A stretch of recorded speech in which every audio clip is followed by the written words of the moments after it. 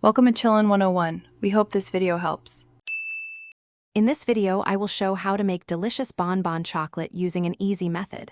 First, gather all your ingredients, like high-quality chocolate and your favorite fillings.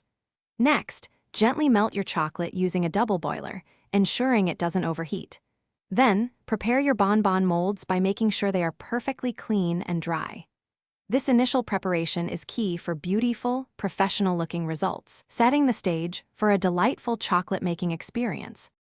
Tempering is crucial for achieving that perfect shine and satisfying snap in your bonbons. First, heat your chocolate to about 115 degrees Fahrenheit. Then, cool it down to 82 degrees Fahrenheit, stirring constantly. Finally, gently reheat it to 88 degrees Fahrenheit. This precise temperature control ensures your chocolate sets correctly, preventing bloom and creating a professional, appealing appearance for your homemade treats. Now let's fill those molds. Pour your tempered chocolate into each cavity, ensuring it coats all sides evenly. Immediately scrape off any excess chocolate from the mold edges for clean lines. Next, carefully fill the chocolate shells with your desired ganache, caramel, or other delicious filling.